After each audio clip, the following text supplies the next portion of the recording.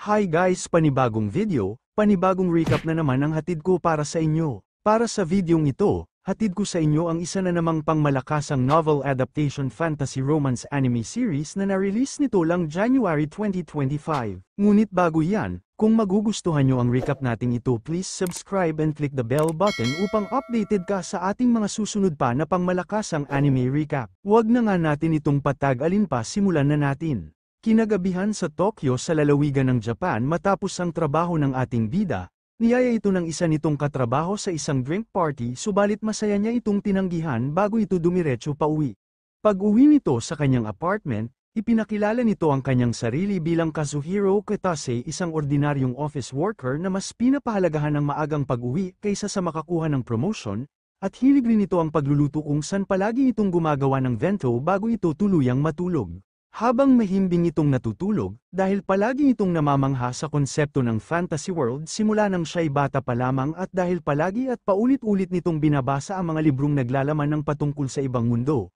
Isang araw nagsimula na itong managinip at totoong napunta na ito sa ibang mundo kung saan totoong umiiral ang magic, mga halimaw at pakikipaglaban. Habang naghihilamos ang ating bida, dahil pansin itong mukhang bata pa rin siya sa mundong ito, dito niya napag-isip-isip na mukhang mas mabagal ang pagtanda niya rito kumpara sa orihinal niyang mundo. Pagdating naman ng kasamahan ni Kazuhiro na si Marvel alias Marie, isang magandang elf na may magandang mga mata na maihahalin tulad sa amethyst, kaagad itong kinumusta ni Kazuhiro pagkat ngayon niya na lang raw ito muling nakita simula nang maging abala ito nang lumipat ito sa Sorcerer's Guild. Pansin naman ni Marie na di pa rin nagbago itong si Kazuhiro pagkat nananatili pa rin ito dito sa gubat at sa totoo lamang para na raw itong isang elf kung ikukumpara kay Marie. Nang ayain ito si Marie na ikutin ang isang malapit na ruins, hindi ito tinanggap ni Marie pagkat hindi raw maganda na ayain ang isang dalaga lalo pat kung ang pupuntahan ay isang delikadong lugar. Dahil dito, sinuhulan ito ni Kazuhiro at kung sasama raw ito bibigyan niya ito ng masarap na bento na personal niyang inihanda,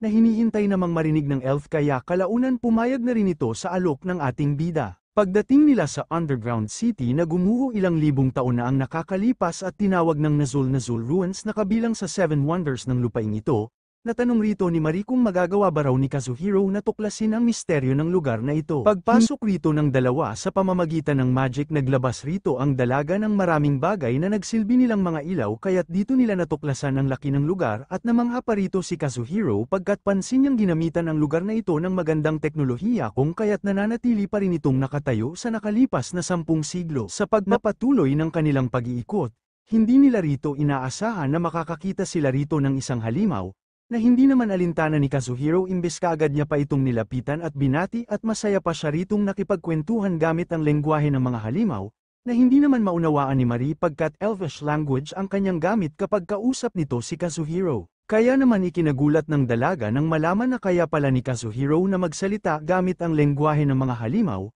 na pinatotohanan naman ni Kazuhiro at ibinahagi niya rin na maraming beses na rin raw kasi siyang inaatake noon ng mga halimaw kung kaya't sa pilitan siyang nag-aral ng monster language at inabot rin siya ng 3 taon bago siya tuluyang natuto. Pagdating nila sa isang malawak na silid, sa pamamagitan ng night vision na naikas ni Mariki Kazuhiro ikinagulat ng ating bida ng personal na itong makakita rito ng isang totoong dragon. At base sa itsura at sa tindi ng mana ng halimaw na nasa kanilang harapan nasabi ng dalaga na posibleng isa raw itong arcane dragon, at nang makita pa nila ang pagliwanag ng mga pattern na nasa katawan nito na patunayan rito ng dalaga na kaya pala talaga ng ganitong uri ng dragon na makalikha ng magic sa pamamagitan ng paghinga. Dahil dito, labis itong ikinabahala ni Marie pagkat kahit isang beses lamang raw sa 1,000 taon kung magising ang isang arcane dragon, malaking problema pa rin raw ang maaari nitong maibigay. At habang nagbibigay babala ito kay Kazuhiro nagsimula na ngang magising rito ang dragon, na hindi naman ikinabahala ng ating bida pagkat maaari naman raw silang bumalik at umatras, subalit sa hindi nila inaasahan bigla na lamang nagsara ang daan palabas at sa kasamaang palad na kulong na sila rito kasama ang halimaw, at nang makita nilang magpapakawala na ito ng fire breath niyakap rito ni Kazuhiro ang dalaga bago sila tuluyang tinamaan ng pag-atake ng arcane dragon. Subalit isang pangyayari ang hindi nito inaasahan. Pagkat sa muli nitong paggising katabi na nito bigla sa kanyang kama ang elf na kanyang hinahangaan na walang iba kundi si Marie.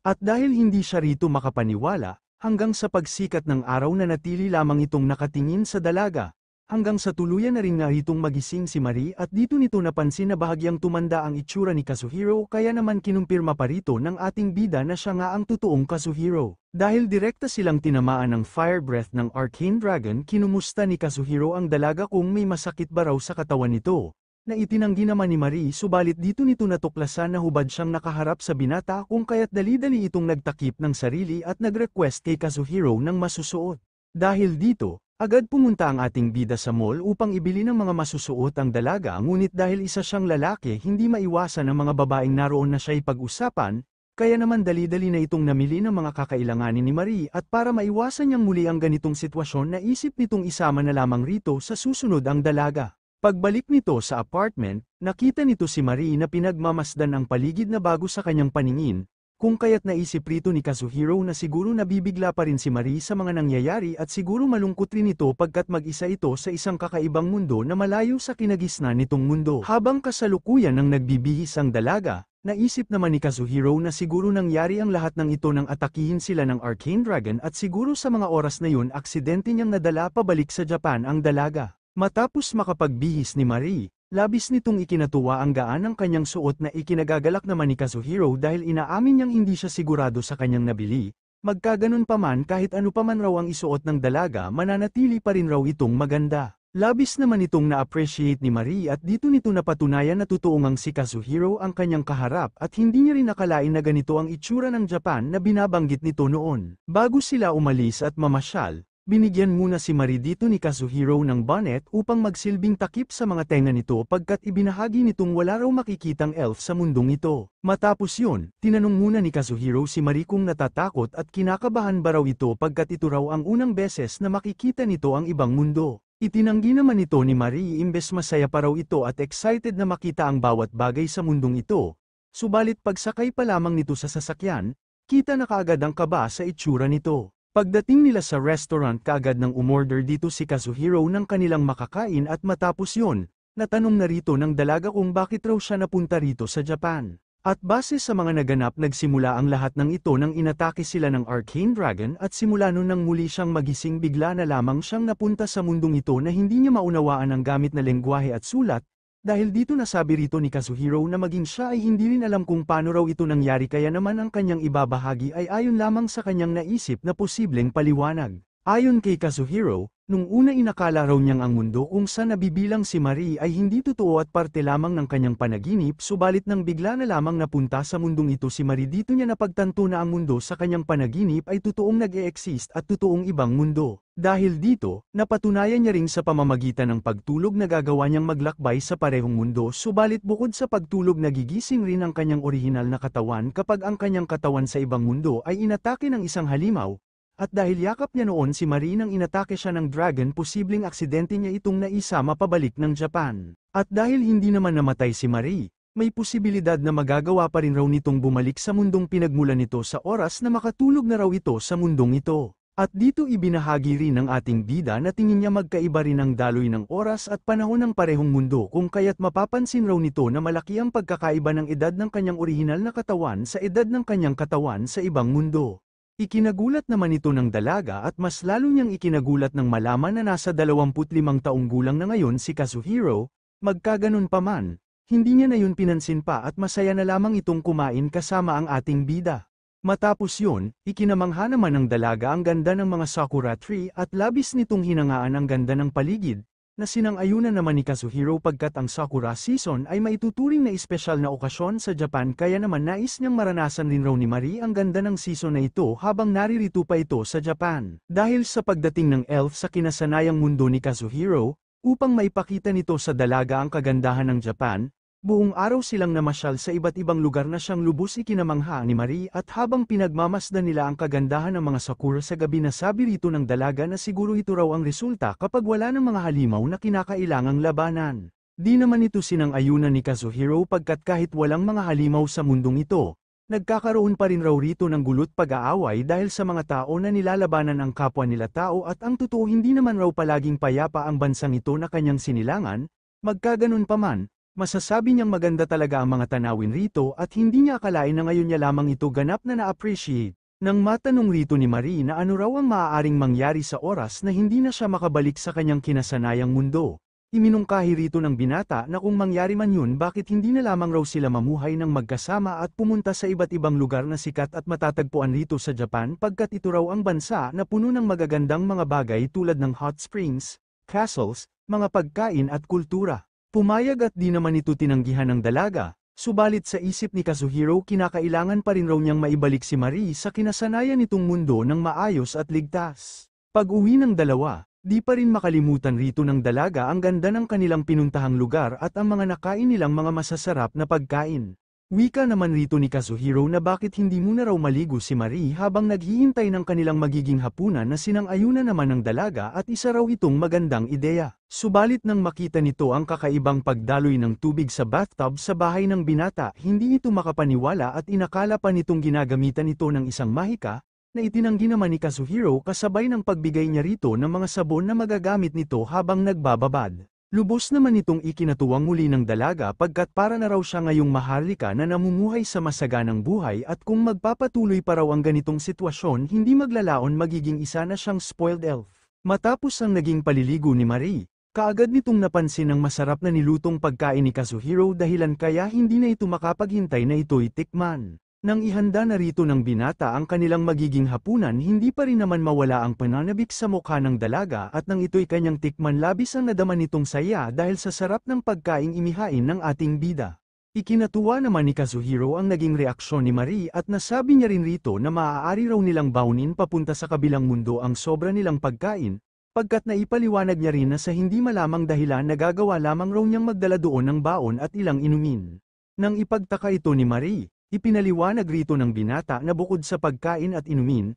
hindi niya nagagawang may sama sa kabilang mundo ang ibang bagay tulad na lang ng flashlight at kanyang relo. Dahil dito, natanong rito ni Marie kung imposible ba talaga para kay Kazuhiro na dalhin sa kabilang mundo ang kultura o teknolohiya na galing sa mundong ito, na hindi naman tiyak ng binata, pagkat maging simpleng pen at notebook na mula sa mundong ito ay hindi rin raw niya kayang madala sa kabilang mundo. Nang matanong muli ng dalaga kung may ritual ba raw na sinasagawa si Kazuhiro upang madala sa kabilang mundo ang baon at ilang inumin nito, sinagot ito ng binata na wala, pagkat tanging ginagawa lamang raw niya ay itinatabi niya sa kanyang pagtulog ang nagawa niyang baon. Pinag-isipan naman ito ng dalaga at sa kanyang palagay, kung tanging mga baon at inumin lamang raw ang nadadala ni Kazuhiro sa kabilang mundo posibleng may isang nilalang ang may kontrol nito. Sa madaling salita posibleng may isang nilalang ang nagtakda ng patakaran na kinakailangang sundin ni Kazuhiro. At kung tama ang kanilang hinala maaaring may kahulugan ang bawat nangyayari kay Kazuhiro at posibleng mayroon din raw itong misyon na tinakda ng sinuman na kinakailangan itong gampanan.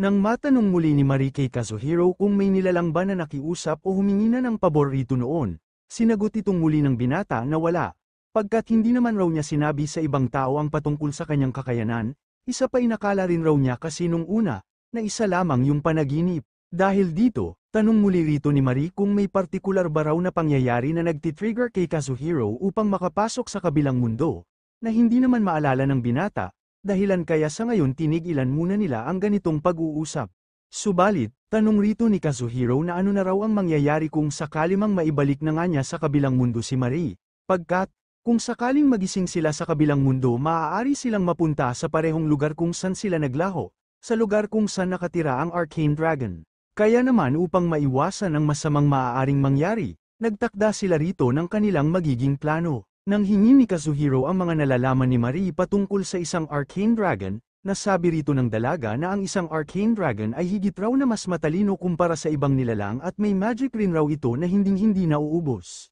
Hindi naman ito ang nais malaman ng binata kundi ang nais raw niyang malaman ay ang katangian ng Arcane Dragon bilang isang individual at hindi bilang isang dragon. Ipinagtaka naman ito ng dalaga pagkat palagay niya wala naman raw personalidad ang isang dragon, at naibahagi niya rin kay Kazuhiro na dahil importante rin sa ibang nilalang ang skills ng isang Arcane Dragon at dahil isa pa lamang nito ay maaari ng maghalaga ng milyon, nagpapalit anyo raw bilang tao ang Arcane Dragon kapag pumupunta ito sa mga matataong syudad. Ipinagtaka't ikinagulat ito ng binata kaya naman humingi pa ito ng ibang detalye kay Marie patungkol sa pagpunta ng Arcane Dragon sa isang syudad, dahilan kaya naikwento rito ng dalaga na ayon sa literature na kanyang nabasa naglalaan umano raw ang Arcane Dragon ng ilang araw sa isang bayan na tinatawag na Ozui Port Town, sa hindi malamang dahilan. Dahil sa naikwento ni Marie, tuluyan ang napagtanto rito ni Kazuhiro ang magiging kanyang panglaban sa muli nilang paghaharap ng Arcane Dragon. Matapos yun, nang handa na ang dalawa upang matulog, hindi naman rito naisip kaagad ng binata na dapat nga pala silang magtabi ni Marie sa pagtulog kung nais niya itong maibalik sa kabilang mundo, magkaganon pa man, dahil hindi naman alintana ng dalaga na magtabi silang dalawa sa iisang kama, nilunok na lamang ng binata ang hiya nito kasabay ng tuluyan na nilang pag-idlip. Nang maging matagumpay ang kanilang pagbalik sa kabilang mundo, nang maramdaman sila rito ng Arcane Dragon kaagad na sila nitong inatake subalit, nang saglit itong huminto gamit ang Dragon Language, nagpakilala rito ang dalawa kasabay ng paghingi nila rito ng paumanhin sa paggambala nila sa tirahan nito. At dahil alam ni Kazuhiro na pinuprotektahan lamang ng Arcane Dragon ang kanyang mga itlog, hinandog niya rito ang isang alak na galing sa Japan bilang tanda na rin ang paghingi nila rito ng paumanhin. Base sa kwento ni Marie patungkol sa pagpunta ng Arcane Dragon sa Oz Airport, natuklasan niyang alak ang pinupunta nito doon pagkat sikat ang bayang yun pagdating sa masasarap na alak. Kaya naman dahil dito, nang buksan nito ang dala nitong alak kaagad nitong nakuha ang pansin ng Arcane Dragon at nasabi nito kay Kazuhiro na kung sasabihin raw nito ang bawat misteryo na itinatago nito ipinapangako niyang hindi na raw niya kukunin ang kanilang buhay. Ikinatuwa naman ito ng dalawa, at matapos ang pagpapaliwanag ni Kazuhiro na pagtanto na rito ng Arcane Dragon na nagmula ang binata sa ibang mundo at nalaman na rin niyang naisama rin ito si Marie papunta ng Japan. At dahil natutuwa na ang Arcane Dragon sa katauhan ni Kazuhiro, ipinakita na nito sa dalawa ang kanyang mga itlog na siya namang labis ikinamangha ni Marie at natuklasan rin rito ng dalaga ang katamtamang init ng sahig na resulta ng pagpapanatili rito ng Arcane Dragon ng init. Nang mapansin naman ng Arcane Dragon ang partikular na amoy na nagmumula sa binata na pag-alaman nitong may dala ring pagkain ang dalawa, dahilan kaya nagbago ito ng anyo bilang isang dalaga at tinatawag ang anyo nito bilang Dragonkin. Matapos yun, hiningi na nito sa dalawa ang alay ng mga itong alak kasama na rin ang pagkain kanilang dala, na siya namang ikinabahala ni Kazuhiro pagkat hindi siya nakakatiyak kung magugustuhan ng Dragonkin ang kanyang luto, na hindi naman alintana ng Dragonkin pagkat curious raw siya sa kung ano ang lasa ng luto nitong pagkain. Habang nagdadalawang isip pa rin rito ang dalawa, iminungkahi rito ng Dragonkin na kung ibibigay raw ng mga ito sa kanya ang dala ng mga itong pagkain bibigyan rin raw niya ang mga ito ng isa sa kanyang mga skills at hindi lang basta skill na nahulog na sa kanya at wala ng taglay na magic, kundi bagong skill na punong-puno pa ng taglay na magic. Tinanggap naman ito ng binata pagkat nangangailangan rin raw kasi si Marie ng isang Arcane Dragon Scale. Matapos yun, habang masayang ninanamnam ng Dragonkin ang pagkain at inumin na handog ni Kazuhiro, natanong nito sa binata kung saan raw maaaring matagpuan sa mundong ito ang ganitong uri ng mga pagkain at inumin pagkat iniisip raw kasi niyang sakupin ang bayang iyon kung sakali. Sinagot naman ito ng binata na galing raw ang mga ito sa ibang mundo kung saan siya nagmula. Dahil hindi naman maintindihan ni Marie ang pag-uusap ni Kazuhiro at ng Dragonkin sa rason na gumagamit ang dalawa ng Dragon Language, na ibahagi ni Kazuhiro kay Marie na handa raw magbigay ang Dragonkin ng bagong skill kay Marie kapalit ng pagkain kanilang dala. Labis naman itong ikinagulat ng dalaga pagkat ang skill ay labis raw ang halaga lalong-lalo na para sa mga sorcerers, pagkat isang dragon skill lamang ay marami na raw silang maaaring paggamitan at maaari pa raw itong pagsimulan ng isang digmaan kung sakali. Nang tuluyan ng maubos ng Dragonkin ang lahat ng kanyang pagkain, ipinakita rito ng binata ang isa pa sana nilang baon, na siya namang kaagad hiningi ng Dragonkin kapalit ng isang blue gem na gawa sa namuong dugo ng Arcane Dragon, na hindi lubos akalain muli ng dalaga. Matapos ang kanilang pakikipagkasundo sa Dragonkin, tinupad na nga nito ang kanyang pangako sa dalawa na hahayaan niya ang mga itong mabuhay at makaalis. Ngunit hiniling nito sa binata na sa susunod raw nilang pagbisita sana magdala raw silang muli ng 3 o 4 na lunchbox na puno ng pagkain. Habang paalis, hindi pa rin naman makapaniwala rito si Marie na nagawa nilang makapag-trade sa Dragonkin ng Dragon's Blood sa pamamagitan lamang ng pagkain. Pagkat ayon sa kanyang nalaman ang Dragon's Blood ay mabisang panlunas sa kahit anumang karamdaman kaya naman may halaga raw ito na katulad sa halaga ng isang Dragon's Scale. At dahil hindi nila maaaring ibenta o ipaalam man lang sa ibang tao ang patungkol dito sa rason na maaari raw silang paulit-ulit na tanungin ng iba kung saan nila ito nakuha, wala raw silang ibang magagawa kundi ang manahimik patungkol dito. Dahil dito, tuluyan na ritong nalaman ni Kazuhiro ang nangyari sa nakaraan kung ba't naging ganito ang kinahinatnan ng lugar na ito. At dahil yun sa rason na magmula pa lamang noon pinuprotektahan na ng Arcane Dragon ang kanyang mga itlog laban sa mga taong nais ang mga itong kunin mula sa kanya. Magkaganon pa man, Ano pa man ang nangyari noon dapat raw nilang gawin ngayon ay kung paano mapapanatiling sekreto ang patungkol dito, at dito naisip rin ni Marie na si Kazuhiro na lamang raw ang magtago ng mga naibigay sa kanila ng Dragonkin. Paglabas nila sa ruin, dahil nakain na ng Dragonkin ang kanilang mga baon na pagdesisyonan na lamang rito ng dalawa na pumunta sa malapit na bayan kung saan rin sila makakahanap ng isang inn kung saan maaaring manatili si Marie ng isang gabi, at sa isip ng binata sa oras na may hatid niya na ang dalaga sa isang inn, yun na rin ang magiging tamang oras upang magpaalam. Subalit, nang masabi rito ni Marie na ayos lamang sa kanyang matulog sanman basta't kasama si Kazuhiro, ikinagulat ito ng binata at hindi nito akalain na nais pa rin ni Marie na sumama sa kanya pabalik ng Japan, at nagpaturo pa ito sa kanya kung paano magsulat at magsalita ng Nihongo, na ikinatuwa at masaya niya namang pinagbigyan.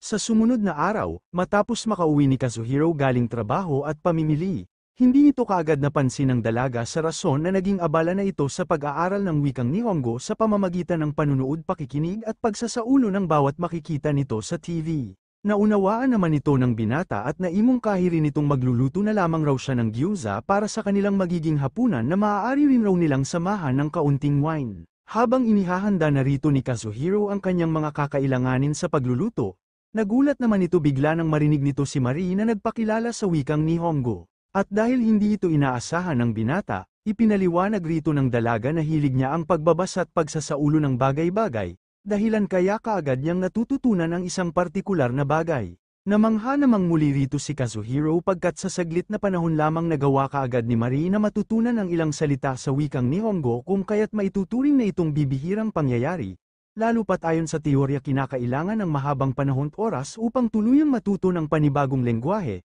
Subalit dahil palagi silang magkasama sa mundong ito maging sa kabilang mundo, makakatulong rin raw yun kay Marie upang mas lalo pa itong matuto. Nang ipasuri naman ni Kazuhiro sa dalaga ang amoy ng hawak niyang wine, hindi ito kaagad naintindihan ni Marie kaya't nagkamali ito nang naging kilos ng amuyin nito ang kasuutan ng binata imbes na ang hawak ng binatang wine na nagresulta ng bahagyang pagkahiya rito ni Marie. Matapos may handa ni Kazuhiro ang kanilang hapunan, nang tuluyan ng matikman rito ng dalaga ang gyuza na siyang luto ng binata, hindi ito makapaniwala sa sarap ng ganitong uri ng pagkain na sinamahan pa ng masarap na inumin tulad ng wine, kung kaya't dahil sa pagkain ito lubos ang naging pasasalamat ni Marie kay Kazuhiro dahil sa pagpapatikim nito palagi ng mga panibagong uri ng pagkain na katulad ng gyuza. Habang kasalukuyang naghuhugas ng pinggan ang binata, naitanong naman ni Marie rito kung nasaan na raw sa mga oras na ito ang naibigay sa kanilang Dragon Scale at Bloody Stone, na sinagot ni Kazuhiro na hindi niya raw alam at tanging alam lamang raw niya nasa katawan pa rin nila sa kabilang mundo ang kanilang mga gamit at mananatili raw yun hanggang sa muli nila roong pagbalik.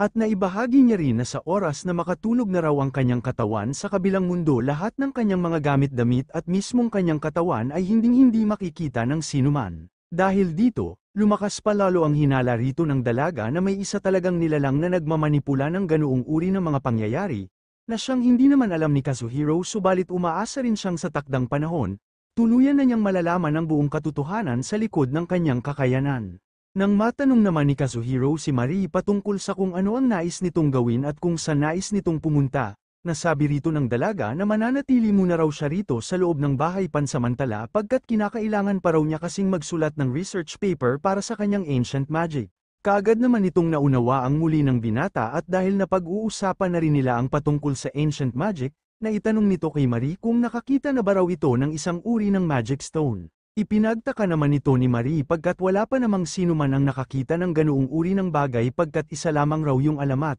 Subalit nang mapatunayan at makita na ni Marie na totoo ang Dragonkin sa kabila ng pagsasalarawan rito ng iba bilang isa ring alamat, nagawa na nitong magdalawang isip kung posible o imposible nga bang totoo ang pag-iral rin ng Magic Stone. Dahil dito, iminungkahi rito ni Kazuhiro na bakit hindi raw nila alamin kung totoo o hindi ang pag-iral ng Magic Stone at may alam na rin raw siyang lugar kung saan may nakita noong nilalang na nangangalaga ng isa nito. Kaagad namang pumayag rito ang dalaga, sa kondisyon na dapat magdala raw sila ng masarap na pagkain bilang kanilang baon, na malugod namang pinagbigyan ng binata. Habang kasalukuyan na silang nagpapahinga, napansin naman ni Kazuhiro rito na naging mabilis nitong mga nakaraang araw ang kanyang pagtulog at hinala niyang siguro dahil ito sa palagi niyang kasama si Marie. Subalit, sa tuwing maaalala niyang posibleng magkahiwalay na talaga sila ng dalaga ng landas, hindi nito maiwasang makaramdam ng lungkot at iniisip niya rin na siguro pagdating ng araw na yon, baka hindi na rin siya makatulog ng maayos. Nang magising ng muli ang dalawa sa kabilang mundo, kaagad nilang napansin na maganda ang araw upang maglakbay. Kaya, agad na rin sila ritong naghanda upang umalis at ang kanilang destinasyon ay ang ruin na tinatawag na Yuhar Peak Ruins, na ikinagulat naman ni Marie pagkat sa layo raw ng lugar na ito kahit gamit ang karwahe aabutin pa rin raw sila ng 1 linggo o higit pa para lamang tuluyan ditong makarating. Hindi naman ito alintana ni Kazuhiro pagkat may skill raw siyang kayang magdala sa kanila doon ng mabilis, at gamit nga ng skill nito na tinatawag na train, napunta sila sa isang void at gamit pa rin ang train dito na nga nila sinimulan ang kanilang biyahe papunta sa kanilang destinasyon. At habang nasa biyahe, dito ibinahagi ni Kazuhiro na ang kanyang skill na train ay isang long-distance travel skill na tanging mga traveling merchants lamang ang mayroon, na ikinamangha naman ng dalaga at hindi nito akalain na patuloy rin na natututo si Kazuhiro ng mga bagong bagay na makakatulong rito. Nang matanong naman ni Marie kung gaano pa katagal ang kanilang magiging biyahe, sinagot ito ng binata na aabutin pa raw ng 20 minuto bago sila tuluyang makarating. At pinaalalahanan rin ito ang dalaga na huwag masyadong lumayo, pagkat hindi raw nila alam ang maaaring mangyari kapag malayo sila rito sa bawat isa, na ikinabahala naman bigla ni Marie kaya't lumapit at di na nga ito lumayo sa binata. Pagdating nila sa starting point, nag-alay muna si Kazuhiro rito sa statwa ng bulaklak bilang paggalang bago sila nagpatuloy sa kanilang paglalakbay. Ayon sa nalaman ni Kazuhiro, ang Yuhar Peak Ruins ay tinirahan noon ng nilalang na siyang may hawak ng magic stone, at nang dahil din sa magic stones nagawa na ring magtipon-tipon rito ng bawat tao. Matatagpuan din sa lugar na ito ang mga material na ginagamit sa mga magical tools, subalit, sa pagdaan ng panahon sa hindi malamang dahilan hindi na nila nagagamit pa ang enerhiya ng magic stones, kung kaya't sa paglipas ng 200 taon naging ganap ng abandonado ang lugar na ito na nagresulta kaya naging ganap na itong isang ruins. Magkaganon pa man, ayon pa rin sa kanyang nabalitaan patuloy pa rin raw di umano na nararamdaman ng mga bumibisita rito ang kapangyarihan na nagmumula sa magic stone.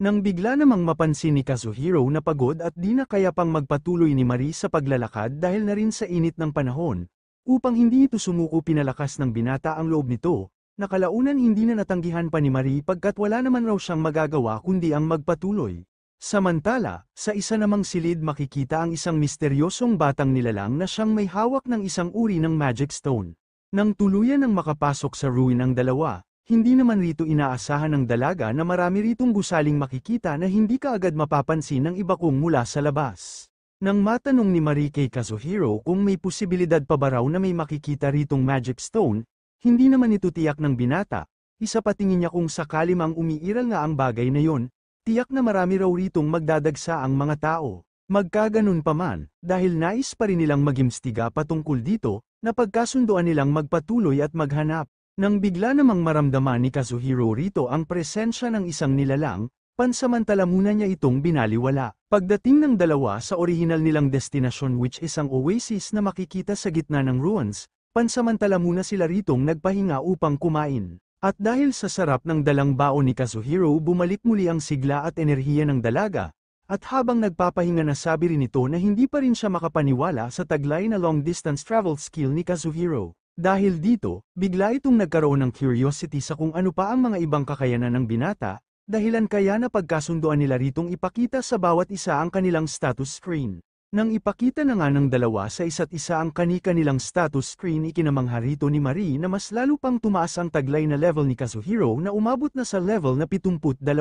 Samantala kahit pansin ni Kazuhiro na mababa ang taglay na level ni Marie pinuri pa rin niya ang dalaga pagkat may taglay naman itong enhanced chanting, improved accuracy at improved memory. At sa kanyang palagay hindi na raw ito nakakapagtaka para kay Marie at nang may bahagi rin niyang trabaho ng isang sorcerer ang magbukas ng mga sinaunang misteryo at minsan inuupahan din sila ng ibang bansa upang magbigay tulong sa bawat digmaan, si Marie raw ang isa sa mga nilalang na may espesyal na trabaho pagkat isa itong spirit sorcerer na itinakda ng mga makapangyarihang nilalang. Nang mapansin at matanong naman ni Marie kay Kazuhiro ang partikular na skill na kanyang nakita sa status screen nito na tinatawag na illusory swordsman, sinagot ito ng binata na para lamang raw itong display sa kanyang status screen na hindi niya naman nagagamit. Matapos yun, habang pababa na sila sa lawa, patuloy pa rin naman silang pinagmamasdan ng mga masasamang tao na nagtatago sa isang gusali at biyag rin ng mga ito ang bata na siyang may hawak ng magic stone. Nang mapag-usapan naman ng dalawa ang patungkol sa kung ano ang nagagawa ng isang spirit sorcerer,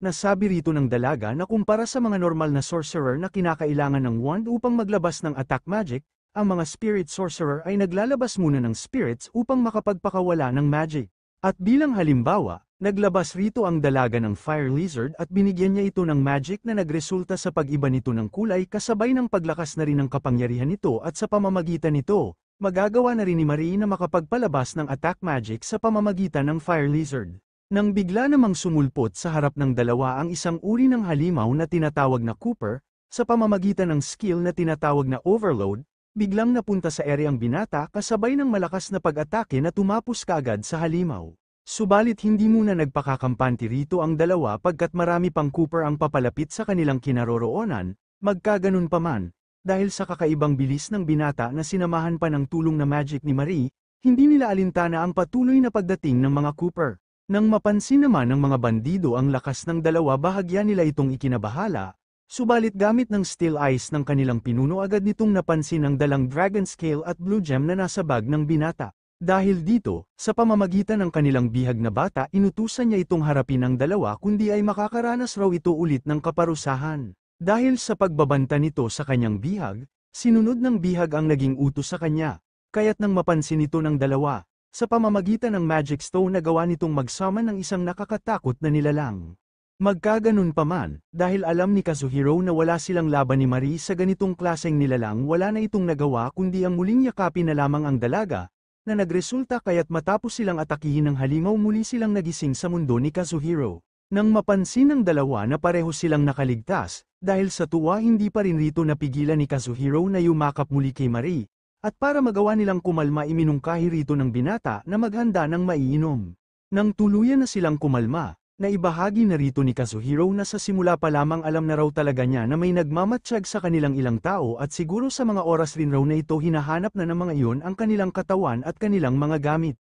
Nasabi naman rito ni Marie na siguro ang batang Bestkin na kanilang nakita ay kasama rin ng mga bandido, subalit nahalata nila rito na parang ginagamit lamang siya ng mga bandido para sa pansariling hangarin. Nang tuluyan namang sumikat ang araw, dahil Sabado at wala ngayong trabaho si Kazuhiro, nasabi nito sa dalaga na buong araw raw silang magkakasama.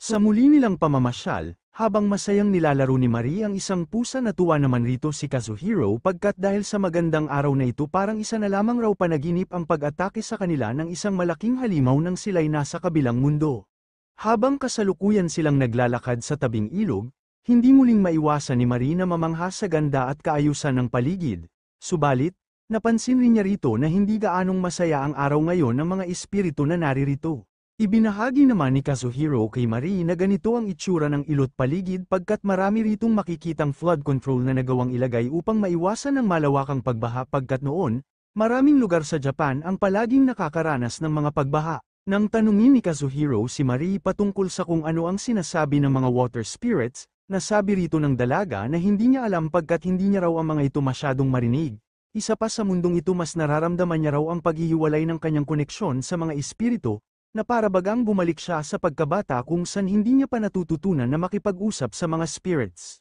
At dito, nang unang beses rito ni Marie na makakita ng isang pusa, lubos ang nadama nitong tuwa pagkat hindi niya akalain na makakakita siya ng isa nito sa personal. Kaya't sa gabay ng binata nagawa niyang mapaamo kaagad ang pusa na nasa harap nito. Matapos yun, upang matulungan ni Kazuhiro si Marie sa pag-aaral nito ng wikang Nihongo sunod niya itong dinala sa isang library, kung saan muling ikinamangha ng dalaga ang kagandahan at kalinisan ng silid, kaya't mas lalo siya ritong ginanahang mag-aral. Nang matagpuan ng dalawa ang lugar kung saan makikita ang mga librong pangbata, bahagya itong ikinayamot ni Marie pagkat parang itinuturing raw siya ni Kazuhiro bilang isang bata sa pagbibigay nito ng isang libro na naglalaman ng mga kwentong pambata, na itinanggi naman ng binata pagkat nais lamang raw niya ay magbigay kay Marie ng isang libro na makakatulong rito upang mabilis nitong maunawaan ang bawat bagay na meron rito sa Japan. Habang kasalukuyan ng tumitingin ng mga libro rito ang dalawa, ikinatuwa naman ng dalaga ang nakita nitong picture book na puno ng mga makukulay na imahe.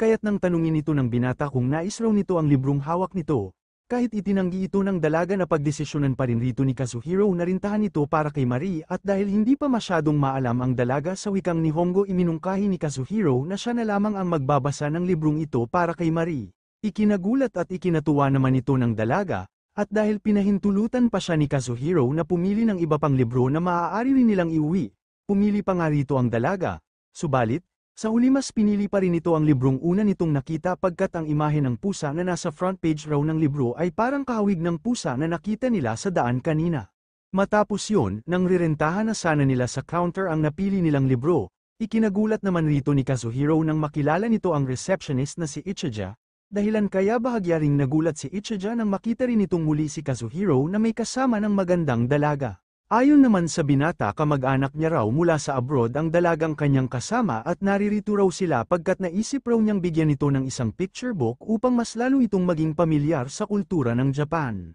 Ikinamangha naman ito ni Ichijo at nang tanungin ito ang pangalan ng dalaga, translate ito ng binata para kay Marie at nasabi rin rito ni Kazuhiro na magandang pagkakataon na rin raw ito upang masubukan na ni Marie ang mga natutunan nito sa wikang Nihongo. Dahil dito, kahit kinakabahan buong tapang na sinubukan pa rin ni Marie na magpakilala kay Ichijo sa wikang Nihongo, nakaagad namang naunawaan ni Ichijo. Subalit, nang mapansin ni Marie na dinagdagan ni Ichijo ng tiyan ang kanyang pangalan, agad itong kinonsulta ni Marie kay Kazuhiro. Ipinaliwanag naman ng binata na natural na raw sa mga taga-Japan na magdagdag ng tiyan at kun sa pangalan ng taong kanilang nakakausap, at ginagamit naman raw ang tiyan sa pangalan ng mga taong mas bata at cute. Dahil dito, nang maunawaan ito ni Marie muli itong humarap kay Ichijo at binanggit ang mga katagang ikinagagalak kitang makilala Kaoruko-chan, na labis na ikinagulat ni Ichijo pagkat hindi nito lubos inaasahan na makakarinig siya ng ganoong bagay mula sa mas maganda at cute na katulad ni Marie. Nang tanungin naman ni Ichijo si Kazuhiro kung may ginagawa ba raw itong hindi maganda kay Marie, agad itong itinanggi ng binata pagkat mataas raw ang respeto niya para kay Marie isa pa wala rin raw siyang lakas ng loob upang gawin ang bagay na yun, at ayaw niya rin raw na kamuhian siya ni Marie panghabang buhay. Naunawaan naman ito ni Ichijo, kaya matapos yun hiningi na nito ang ID ng binata para sa rirentahan nitong libro. Ngunit nang mapansin nito na magkapit-bahay pala sila ni Kazuhiro, hiniling nito na kung may pagkakataon nais raw niyang imbitahan ang mga ito para sa isang salo-salo pagkat nais raw kasi niyang mapalapit kay Marie at maging kanyang kaibigan. Nang i-translate ito ni Kazuhiro para kay Marie, pumayag naman ito kaagad sa alok ni Ichijo ngunit dahil nagdadalawang isip ito na maging mag-isa sa salo-salo na yun, ipinangako rito ni Kazuhiro na palagi siyang nasa tabi nito at handa niya itong samahan kahit saan. Matapos silang makauwi habang naghahanda rito si Kazuhiro ng merienda, kinonsulta naman rito ni Marie kung paano raw nila gagamitin ang inuwi nilang CD pagkat sa kanyang pagkakaalam may makikita raw ritong mga gumagalaw na imahe, dahilan kaya sa tulong ni Kazuhiro ipinakita niya sa dalaga kung paano ito gagamitin. Labis naman itong ikinagulat at ikinamangha ng dalaga pagkat hindi niya akalain na sa pamamagitan ng TV gumagalaw nga rito ang bawat imahe at inakala niya pang ginagamitan itong muli ng mahika. Ipinaliwanag naman ni Kazuhiro na hindi ito ginagamitan ng mahika, imbes na likha ito sa pamamagitan ng talento ng bawat tao sa pagguhit ng mga imahe, at sa pamamagitan naman ng maraming imahe na bubuo ang isang ilusyon at tinatawag ito bilang animation. Matapos ang inihandang merienda ng binata para kay Marie, labis naman itong muling nagustuhan ng dalaga at ipinakiusap rin ito sa binata na nais niya raw na panuorin muli simula umpisa ang kanyang pinapanood at sa puntong ito nais niyang ipaliwanag raw ni Kazuhiro ang bawat detalye ng pinapanood nilang kwento. Pumayag naman kaagad rito si Kazuhiro at para mas maganda ang kanilang panunood, pinadilim nito rito ang silid upang maranasan naman raw ni Marie na manood ng pelikula na parang nasa sinehan. Nang makita nila sa TV ang isang magandang tanawin, ibinahagi rito ni Kazuhiro na maihahalin tulad raw rito ang tirahan ng kanyang lolo,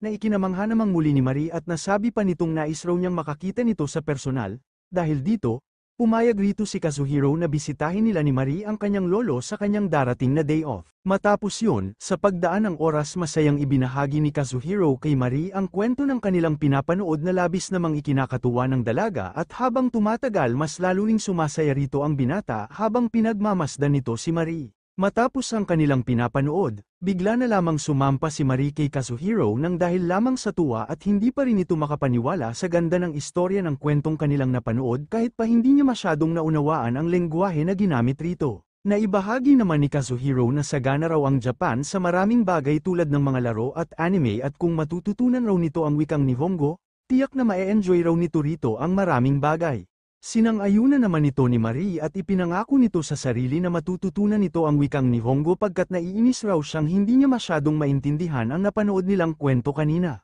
Nang hilingin muli ni Marie kay Kazuhiro na kung maaari nais raw niyang muling mapanood ang kwentong napanood na nila kanina, wala nang nagawa pa rito ang binata at nagdesisyon na lamang itong magluto ng kanilang magiging hapunan. Subalit, habang nagluluto, bigla nila ritong naramdaman ang isang saglit na pagyanig, dahilan kaya dahil sa takot walang saplot na lumabas rito ng silid ang dalaga at habang natataranta ito ipinaliwanag rito ng binata na isa lamang raw yung normal na pagyanig at mas mabuti kung magbibihis muna raw ito bago lumabas ng silid na bigla namang napagtanto ng dalaga kaya dali-dali itong bumalik ng silid. Matapos ang paghahanda ni Kazuhiro rito ng kanilang hapunan, humingi naman si Marie sa binata ng paumanhin patungkol sa nangyari. Gayon din ang binata pagkat dapat na sinabi na muna raw niya kay Marie na marami ang nadaramang pagyanig ng Japan. Nang mapansin ni Marie ang putahe na inihain ngayon ni Kazuhiro ipinaliwanag rito ng binata na tinatawag raw itong curry na isang traditional Japanese dish subalit ang ginawa niya raw ay tinatawag na kime curry,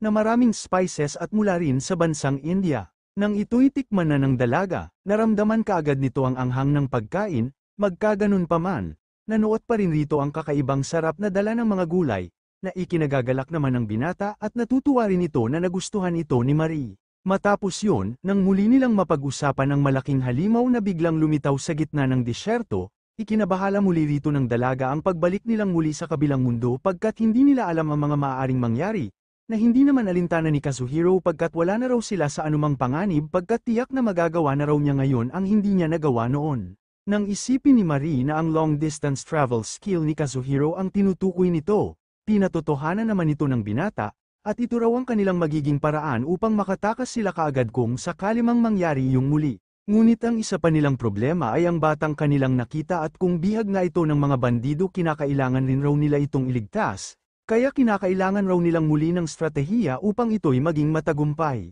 Nang maalala naman ni Marie rito ang mga dokumento patungkol sa mga cat beastkin tulad ng batang kanilang nakita, ayon sa kanyang nabasa ang mga ito raw ay magaling talaga pagdating sa paggamit ng mga magic stone. Matapos iyon, habang kasalukuyan na silang nagpapahinga, dito napansin ni Kazuhiro na simula nang mapunta rito si Marie. Bawat araw na lumilipas ay parabang pahaba na ng paaba at simula rin nang mamuhay siya sa inakala niyang panaginip lang na mundo, hindi niya na naisip na makikita pa niya ang ganda ng bawat paligid sa Japan. Ngunit ngayon, nagagawa na rin niya itong maranasan salamat kay Marie. Sa nakaraan ng batang beastkin na may pangalan na Miwa, ipinakita rito ng kanyang lolo ang isang uri ng magic stone at ibinahagi rin ito na ito ang pinakamahusay sa lahat ng magic stone ngunit sa kasamaang palad ito rin raw ang magic stone na siyang sumira ng kanilang nayo noon. Nang muling magising ang ating mga bida sa kabilang mundo, dito na nila sinimulan ang kanilang naihandang plano kung saan kinakailangan raw muna nilang mailigtas ang bihag na beastkin at matalo lahat ng mga bandido na nasa paligid.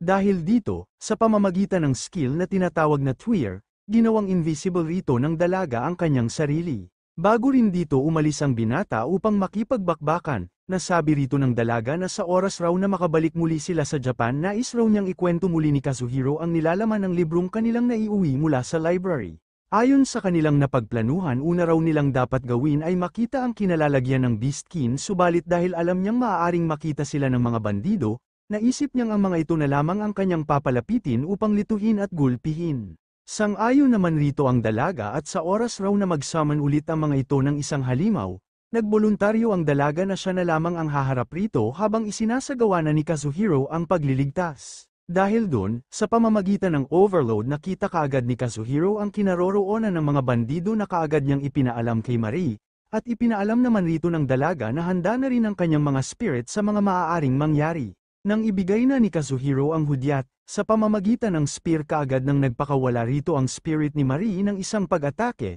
na nakakuha kaagad ng atensyon ng mga bandido. Samantala, dahil sa nagawa ng dalaga isinaman muli rito ng beastkin ang halimaw na nagtatago sa ilalim ng lawa. Ngunit dahil sa nangyari, tuluyan ngang umubra rito ang plano ng dalawa dahilan kaya ipinaubaya muna ni Kazuhiro kay Marie ang pagdidistract sa halimaw na siya namang ikinatutuwa ng dalaga dahil hindi nito akalain na labis ang pagtitiwala sa kanya ni Kazuhiro. Dahil dito, sa pamamagitan ng kanyang mga spirits na kayang magtagot kayang maghukay sa buhangin, nagawa nga nitong lituhin ang halimaw sa pamamagitan ng mga biglaang mga pag-atake.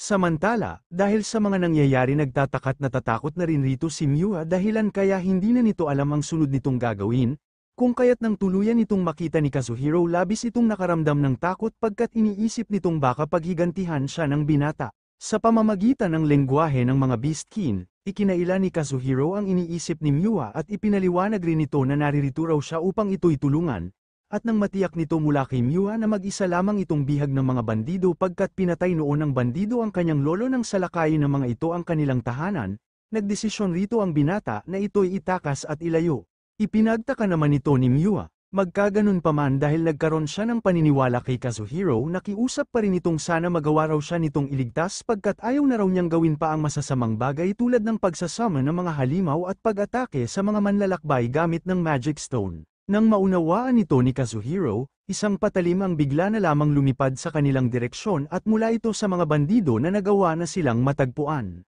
Iminungkahi naman ni Kazuhiro sa pinuno ng mga bandido na tuluyan na raw ng mga itong alisin ang gapos ng Beastkin pagkat sa itsura raw nito hindi raw ito isang ordinaryong gapos, na hindi naman kaagad pinahintulutan ng pinuno imbes nag-alok muna ito ng kasunduan na kung ibibigay raw nito ang bag nito na puno ng mga kayamanan, ibibigay rin raw niya ang hangad ng Beastkin na kalayaan. Hindi naman pumayag rito ang binata kaya sa pamamagitan ng overload kaagad nitong sinira ang hawak na Magic Stone ng pinuno na nagresulta kaya napalaya na nito si Miwa. Subalit dahil sa nagawa ng binata, labis itong ikinagalit ng pinuno. Magkaganon pa man, gamit pa rin ang overload madali lang na nasasabayan ni Kazuhiro ang mga pag-atake ng mga bandido, ngunit nang makaharap nito ang isang malakas na bandido, bahagya siya ritong nahirapan. Subalit, sa pamamagitan ng skill na tinatawag na Phantom, nagawa nitong maglaho sa harap ng bandido na nagresulta sa pagkahulog nito. Ang Phantom ay pangunahing skill ni Kazuhiro at gamit ng skill niyang ito nagagawa niyang lumikha ng mga ilusyon ng kanyang sarili,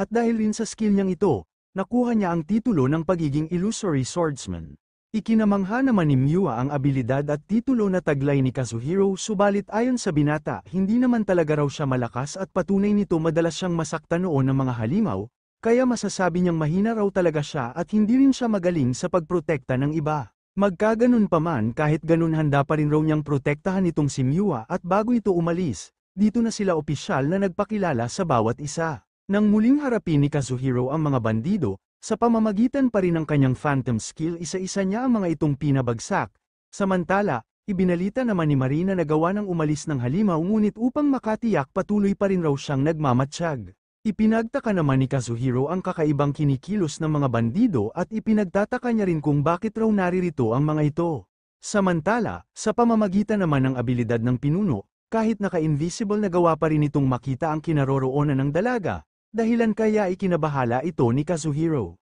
Nang papunta na ang mga tauhan ng pinuno sa kinaroroonan ni Marie, sa pamamagitan ng overload sinubukan ng binata na pigilan ang dalawa ngunit inaasahan naman ito ng pinuno kaya hindi ito nagalinlangang magpakawala ng pag-atake na direktang tumama sa dalawa nitong kasama. Ikinagulat naman ito ni Kazuhiro at hindi rin ito inaasahan na isa rin palang sorcerer ang pinuno ng mga bandido at hindi rin ito akalain na aatakihin rin ito maging kanyang mga kasama. Samantala, nang magkaroon na rito ang pinuno ng advantage sa laban lalo pat muli rin itong nahuli ang batang si Miwa, ikinainis ito ng binata, magkaganon pa man, dahil wala na siyang pagpipilian sa pamamagitan ng overload nagtungo na lamang ito sa kinaroroonan ni Miwa at dahil alam na ng pinuno ang kahinaan ng overload ni Kazuhiro kung saan limitado lamang ito sa iisang tao, wala na raw itong ibang magagawa upang tumakas. Subalit, ang hindi alam ng pinuno ng mga bandido kaya pa ring magawa ni Kazuhiro ang overload kahit pa may kasama siyang ibang nilalang basta't di gaanong mabigat.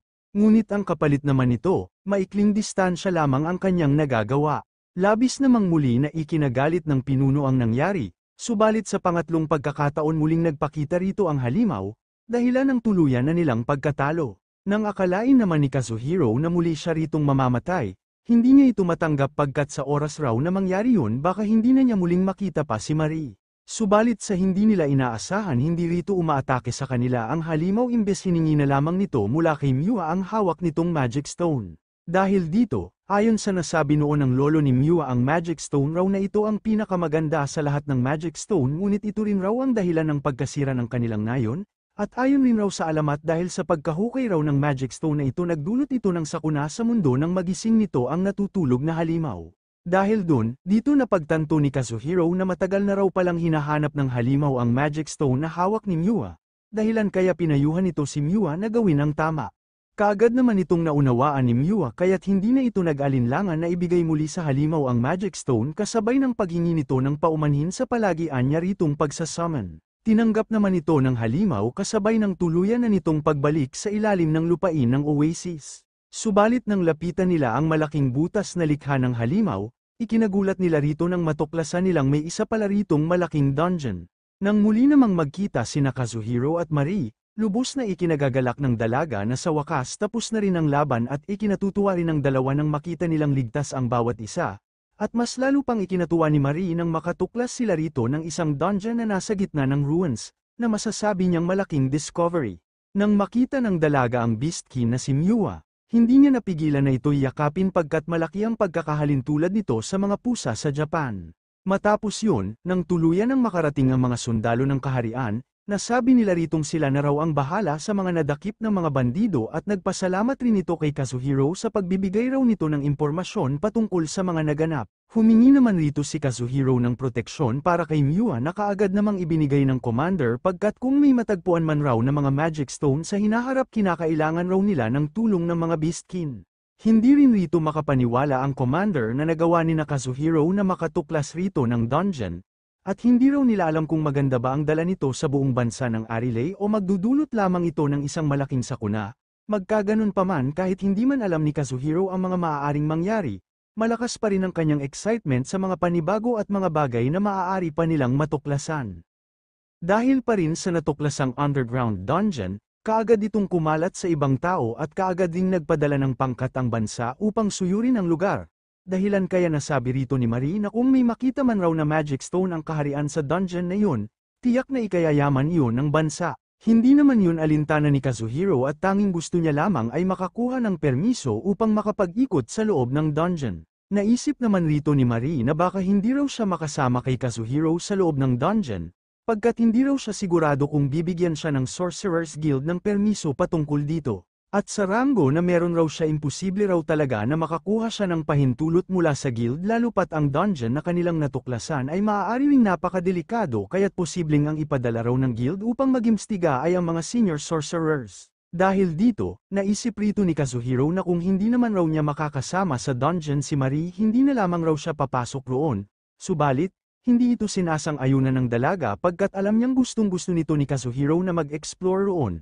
Na siyang pinatotohanan ng binata ngunit noon lamang raw yun nung akala niyang makakasama niya ito sa pag-e-explore sa natuklasan nilang dungeon. Ikinahiya naman ng dalaga ang nasabi ng binata, magkaganon pa man nasabi nito na kinakailangan muna raw niyang magbigay report sa guild at kumuha na rin ng permit upang makapag-explore sa loob ng dungeon. Samantala, dahil sa dalang mga kayamanan ni Kazuhiro mula sa Arcane Dragon, sa pamamagitan ng mga ito na pag-alaman na rin ng Arcane Dragon ang natuklasang dungeon ng ating mga bida. Kasabay nun, nagsimula na ring mapisa ang mga itlog na inaalagaan nito. Pagbalik ng dalawa sa Japan, masaya nilang ninamnam rito ang kanilang almusal, at matapos yun habang naghahanda na ang binata upang pumasok sa trabaho, nasabi nito sa dalaga na tingin niya mas may advantage raw kung silang dalawa ni Marie ang siyang papasok sa loob ng dungeon, pagkat kung magtatagal sila roon sa pamamagitan ng kanyang abilidad, hindi na raw nila kinakailangang magdala pa ng maraming supply ng pagkain pagkat bumabalik naman sila rito sa Japan. Ikinonsidera naman ito ng dalaga na pandaraya, magkaganon pa man, dahil sa ideyang ito ni Kazuhiro parang mas lalo raw niyang nagugustuhang sumama. Nang may tanong naman ng binata, kung may ibang paraan pa raw kung paano makakuha ng permiso mula sa guild, nasabi rito ng dalaga na meron, sa pamamagitan ng special exception na ibinibigay ng guild kung may makakasamang reliable collaborator ang isang sorcerer, sa madaling salita, kung maipapakita raw nila sa guild na sapat ang kanilang kakayahan, malaki raw ang tsansa na mabigyan raw sila ng permiso. Naunawaan naman ng binata ang nais ipahiwatig ni Marie, dahilan kaya nasabi rito ng dalaga na kinakailangan raw nila ng magandang plano upang hindi sila maliitin ng guild. Bago pumasok sa trabaho ang binata, saglit itong pinigilan ng dalaga upang pansamantalang magpaalam, na siya namang na-appreciate ng ating bida. Matapos yun, habang nasa train dito naman pinag-isipan ni Kazuhiro ang kinakailangan nilang gawin upang makuha ang permiso ng guild pagkat kung tutuusin, hindi makakailang bata pa rin ang katauhan niya sa kabilang mundo kaya't maituturing pa rin siyang mahina, at patunay nito ang nangyaring laban niya kontra sa mga bandido kung san muntik nang magawang bihag ng mga yun si Marie at kamuntikan na rin siyang matalo. Kaya naman dahil sa kahinaan niyang iyon kinakailangan muna raw niya itong masolusyonan pagkat kung hindi raw niya yun gagawin wala siyang karapatan na mag-explore sa loob ng dungeon. Isa pa sa una pa lamang pareho na sila ni Marie na may taglay na offensive abilities kaya't hindi na nila linya ang defense, dahilan kaya upang masolusyonan ang kakulangang yun kinakailangan nila ng isang nilalang na magsisilbing kanilang kalasag, subalit sa isip ni Kazuhiro wala naman siyang kilalang nilalang para sa trabahong yun at wala rin siyang sapat na halaga upang kumuha ng isa. Samantala, habang mag-isa naman sa apartment si Marie, matapos nitong tiyakin na malinis na ang buong silid, nilibang naman ito ang kanyang sarili sa pag-aaral muli ng wikang Nihongo. At nang mapansin nito na oras na ng pananghalian, sa payo't gabay ni Kazuhiro na gawa ng dalagang magluto mag-isa ng kanyang pagkain, matapos yun habang kumakain, masaya naman itong nanood muli ng paborito nitong anime. Samantala, habang kumakain iniisip naman ni Kazuhiro rito ang kalagayan ni Marie, hanggang sa bigla itong nakatanggap ng text mula kay Ichijo na nagsasaad na kung maaari nais raw niyang imbitahan ito kasama si Marie sa isang salo-salo ngayong darating na gabi. Nakaagad namang tinanggap ng binata pagkat magandang pagkakataon na rin ito para kay Marie upang maranasan ang mga panibagong bagay. Kinagabihan habang naghihintay sa isang restaurant ang dalawa, hindi naman nagustuhan rito ni Marie ang pait ng kanyang kape dahilan kaya sa tulong muli ng binata may bago muli itong natutunan, subalit, dito naman napansin ng dalaga na nitong mga nakaraang araw, mukhang napapadalas ang pagtawa ni Kazuhiro sa kanya. Itinanggi naman ito ng binata at sa sitwasyong katulad raw nito, masasabi niyang mas tamang sabihin na mas lalo siyang nahuhulog rito sa dalaga. Pagdating ni Ichijo kasama ng asawa nito na si Toru, kaagad na silang nagpakilala sa bawat isa. Subalit, nang magpakilala na rito si Marie, natulala rin si Toru sa kagandahan ng dalaga at dito nito napatunayan na totoo nga raw talaga ang nasabi sa kanya ng kanyang asawa na totoong may angking ganda si Marie. Nang imbitahan na ni Toru ang dalawa sa kakainan nilang restaurant, labis muling ikinamangha ng dalaga ang ganda ng lugar, na siyang pinatotohanan naman ni Kazuhiro at ipinaliwanag rin niyang isa itong French restaurant na naghahanda ng mga foreign foods. Nasabi naman rito ni Toru na wag na raw mag-alala pa sa bayarin nitong si Kazuhiro pagkat sagot na niya ang lahat ng kanilang kakainin bilang pambawi na rin sa sapilitang pag-iimbita rito ng kanyang asawang si Ichijo. Nang matanong naman rito ni Marie kung bakit napakarami raw ng makikitang mga kagamitan sa kanilang mesa, ipinaliwanag rito ng binata na isa-isa raw kasing ilalabas ng waiter ang kanilang mga pagkain, at bawat pagkain ay ginagamitan rin raw ng iba't ibang kagamitan upang mabilis na makain. Kaagad naman itong naunawaan ng dalaga, at dahil sa sitwasyong katulad nito pakiramdam niya isa raw siya ngayong maharlika. Nang simulan na ng waiter ang pagbibigay ng pagkain, nang matikman ito ng dalaga, labis na naman muli itong natuwa at bawat putahe na kanyang natikman ay lubos niyang nagustuhan.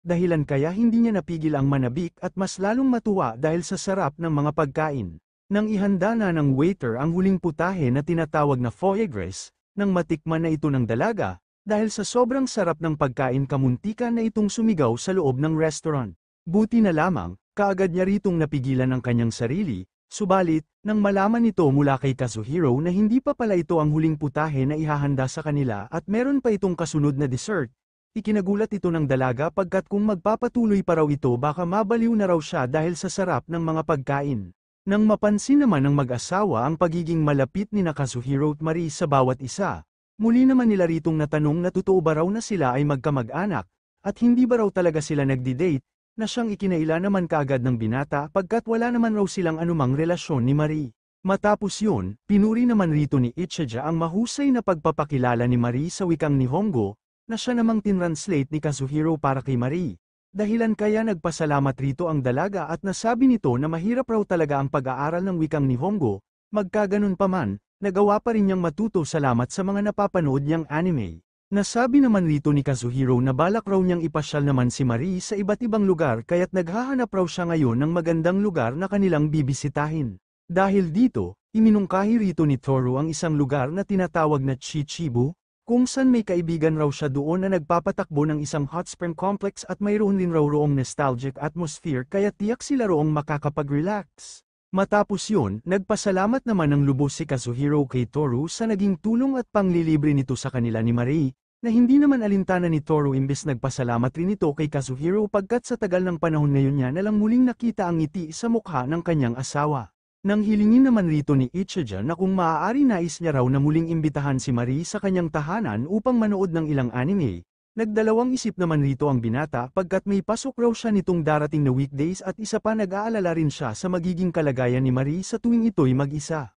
Hindi naman nagustuhan ni Marie ang pagiging overprotective ni Kazuhiro sa kanya kaya't nasabi niya rito na wag na raw itong mag-alala pagkat wala naman raw ritong mga halimaw na dapat nilang katakutan, na hindi naman sinang-ayunan ng binata pagkat hindi naman talaga raw mga halimaw ang nakakatakot, kundi ang mga tao. Lalo pat naglipa na ngayon ang mga masasamang pangyayari na dulot ng mga tao. Matapos yun, habang pauwi, nasabi rito ng dalaga na ang totoo bahagya raw talaga siyang natatakot na kumain kasama ng mga taong hindi niya gaanong kakilala, at si Kazuhiro lamang raw ang tanging tao na kaya niyang pagkatiwalaan rito sa Japan. Subalit, ikinagagalak niyang nagkaroon siya ng lakas ng loob na tanggapin ang imbitasyon ni Ichijo at nagawa niya ito salamat kay Kazuhiro. Hindi naman yun alintana ng binata imbes nagpasalamat rin ito sa dalaga, dahil raw sa pagdating nito rito, na bago ang takbo ng kanyang buhay at ang mga bagay na hindi niya noon napapansin ay ngayon ay kanya nang na-appreciate, at dahil raw yun rito kay Marie, dahil dumating ito rito sa Japan. Dahil sa nasabi ng binata, bahagya namang nahiya rito ang dalaga at ilang saglit, nagkahiyaan na nga sila rito, magkaganon pa man, nakuha pa rin nilang maghawak kamay.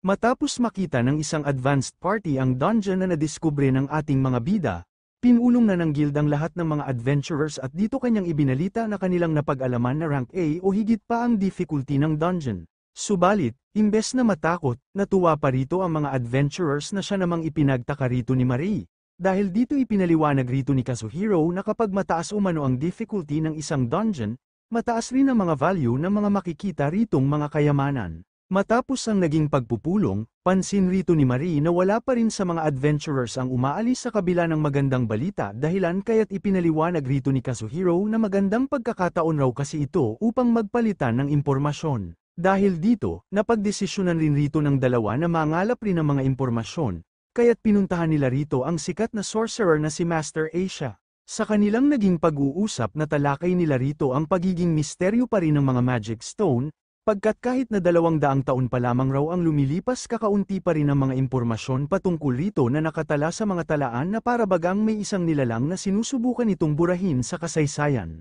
Magkaganon pa man, dahil hindi pa ito kumpirmado ipinagsawalang bahala muna nila ito at dito ipinatawag na rin ni Master Asia ang General Commander ng Dungeon Search na si Hakam, upang opisyal na ibigay kina Kazuhiro at Marie ang isang investigation permit sa kondisyon na kinakailangan na wag raw silang magmadali at basta-basta na lamang bumaba sa dungeon. Pinangako naman ito ng dalawa pagkat alam naman na raw nila ang panganib sa loob ng dungeon at alam rin nilang hindi nila ito kakayanin ng silang dalawa lamang. Sinang-ayunan naman ni Hakam at Master Asia ang nasambit ni Kazuhiro at mas mabuti na raw na alam nila ang kanilang limitasyon at kakayahan upang sa gayon hindi sila maharap sa mga delikadong sitwasyon. Samantala dahil pansin rito ni Master Asia ang pagiging malapit ng dalawa ibinahagi nito kay Hakam na magkasama ng naninirahan sa iisang bubong sina Kazuhiro at Marie na siya namang hindi sinasadyang marinig ng mga adventurers kaya't agad itong itinanggi ng dalawa habang nahihiya. Matapos matanggap ng dalawa ang permit mula sa guild, napagdesisyonan naman nilang magtungo sa Sorcerer Guild upang kumuha rin ng hiwalay na permit para naman kay Marie. Subalit dahil kinakailangan nilang maglakad sa tirik na araw binilhan muna rito ni Kazuhiro si Marie ng kasuutan na naaayon sa lugar kung nasaan sila upang maging komportable naman ito sa kanilang magiging paglalakbay.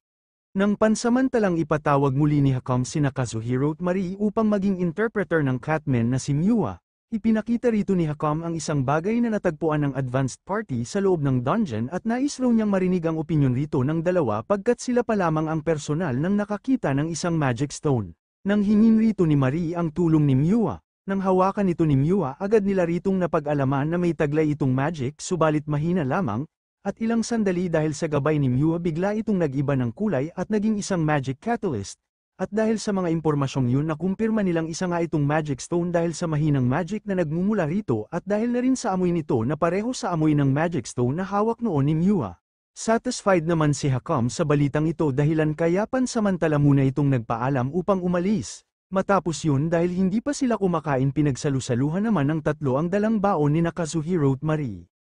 Matapos yun, nang hingi ni Kazuhiro ang tulong muli ni Miwa upang i-appraise naman ang dalawang bagay na bigay sa kanila ng Arcane Dragon, ikinamanghat ikinagulat ni Miwa ang nagmumula ritong nag-uumapaw na magic at natuklasan rin niyang konektado pa rin ang mga ito sa Arcane Dragon. Nang mapansin naman ni Marie na lumalabo ang liwanag na nagmumula sa mga ito, inisip kaagad nito na posibleng may nangyayaring hindi maganda sa Arcane Dragon, dahilan kaya't napagdesisyonan nila ritong muling pumunta sa kinaroroonan ng Arcane Dragon upang magimstiga. Samantala, nang tuluyan ng pag-usapan sa Sorcerer's Guild ang patungkol sa natuklasang Rank A dungeon, napagdesisyonan nila ritong magpadala ng kinatawan ng Sorcerer's Guild sa gaganaping pagsasaliksik sa loob ng dungeon. Subalit, nagbigay tutol naman rito ang sorcerer na si Ludri, pagkat para sa kanya hindi na raw nila kinakailangan pang magpadala ng kinatawan ng Sorcerer's Guild at mas maigi na ipaubaya na lamang raw nila ito sa nilalang na siyang nakatuklas ng dungeon na si Marie, pagkat magandang pagkakataon na raw ito upang umunlad pa ang kakayanan ng dalaga.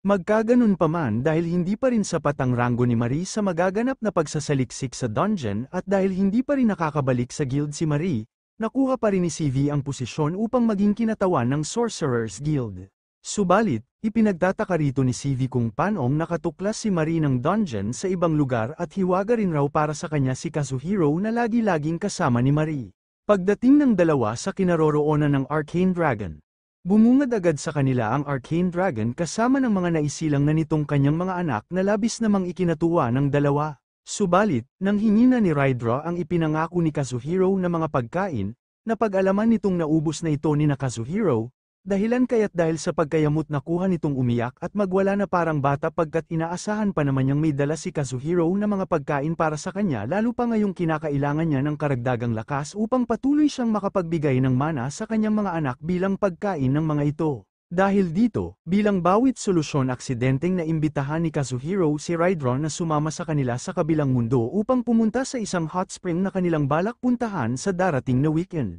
Masaya naman itong tinanggap ni Rydra, dahilan kaya't wala nang nagawa pa rito ang ating bida kundi pangatawanan ang kanyang mga nasabi. Magmula ng araw na yon, doon na nagsimulang maging abala ang dalawa sa kanya-kanya nilang gawain at halos wala na silang nagiging oras upang makapagbanding ng magkasama. Magkaganon pa man, kahit na ganun, patuloy pa rin si Kazuhiro sa pag-aalaga sa dalaga. Samantala, nang makita naman ni CV at kasama nito ang ruin na pinuntahan ni Kazuhiro at Marie, sa pamamagitan ng stealth na pagdesisyonan ng mga itong magimstiga, subalit habang sinusundan ng mga ito ang dalawa, bigla na lamang ang mga itong napahinto pagkat bumungad sa kanilang harapan ang dalawang malaking statwa na maituturing na mapanirang sandata. Dahil dito napagdesisyonan na lamang rito ni CV na gumamit ng skill na tinatawag na Oracle. At dito, nang kanyang mapag-alaman na may makikita pala ritong 4 na Arcane Dragons, labis niya itong ikinabigla at mas ikinagulat pa nito nang bigla na lamang magtagpo ang mga mata nila ni Rydra, at dahil sa nangyari napansin na sila rito ng Arcane Dragon, dahilan kaya't sa pamamagitan ng dalawang malaking statwa kamuntika na sila ritong maging pinipig.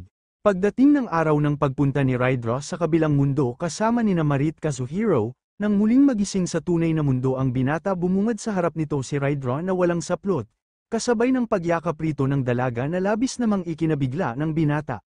Nang personal nang makita ni Rydra ang pinanggalingang mundo ni Kazuhiro, labis itong namangha sa kanyang nakikita, lalo pat natuklasan niya rin ritong hindi umiiral sa mundong ito ang anumang magic. Samantala, dahil halos wala pa ring saplot si Rydra, todo pag-aalala naman rito si Marie, pagkat baka makita rito ni Kazuhiro ang hindi pa dapat nito makita. Dahil dito, dahil gawa sa pure magic particles ang buntot at sungay ni Rydra, binago niya na lamang ito ng anyo upang maging kanyang kasuutan. Habang papunta na sa hot spring ang tatlo, inakala naman rito ni Kazuhiro na mababagot sa biyahe si Rydra, subalit itinanggi ito ng dalaga at ang totoo nag-e-enjoy raw ito habang pinagmamasdan ang bawat gusali. Sa pakiusap naman ni Kazuhiro, inilabas rito ni Marie ang dala nilang baon na naglalaman ng pagkaing tinatawag na onigiri, na labis muling ikinatuwa ng dalawang dalaga. Pagdating ng tatlo sa kanilang destinasyon, pansin rito ni Rydra ang pagtatakip rito ni Marie ng kanyang tenga, na binigyang paliwanag naman ni Marie at ayon sa kanya kinakailangan raw niya itong gawin upang umiwas sa anumang atensyon, pagkat hindi raw kasi umiiral sa mundong ito ang lahi ng mga elf.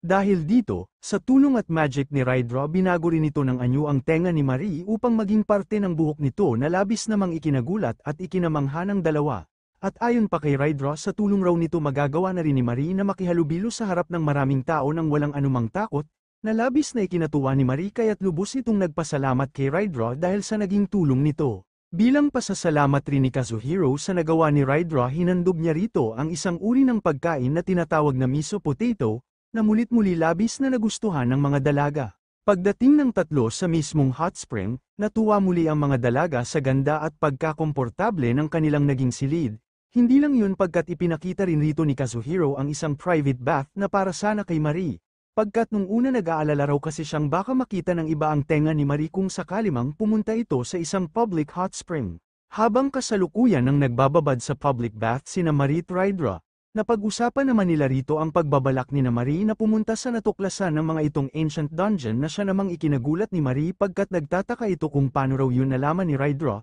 Subalit nang maalala niyang nasabi noon ni Miwa na konektado pa rin sa Arcane Dragon ang hawak nilang skills na kumpirma nitong matagal na pala silang pinapakinggan ni Rydra mula sa malayo. Sinang-ayunan naman ito ni Rydra at ibinahagi rin itong alam rin raw niyang palagi na lamang nagyayakapan sina Marie at Kazuhiro na ikinahiya naman ng dalaga. Subalit nasambit rito ni Rydra na tanging boses at tunog lamang raw ang kanyang nasasagap mula sa bigay niya sa mga itong skills, pagkat nirerespeto pa rin raw niya ang privacy ng mga ito. Nang matanong naman ni Rydra kung nahalikan na ba raw ni Marie si Kazuhiro, agad itong itinanggi ng dalaga pagkat hindi raw niya ito kayang gawin. Dahil dito agad itong naunawaan ni Rydra pagkat bata pa rin raw na maituturing ang mga ito kaya't likas pa rin sa mga ito ang pagiging duwag. Paglipat ng dalawa sa isang steam bath pinagpatuloy rito ni Rydra ang pagbibigay payo kay Marie sa nararapat nitong gawin patungkol sa nararamdaman nito para kay Kazuhiro. At nasambit niya rito na pagdating ng itinakdang araw, tiyak na makakaisa na rin ito sa binata.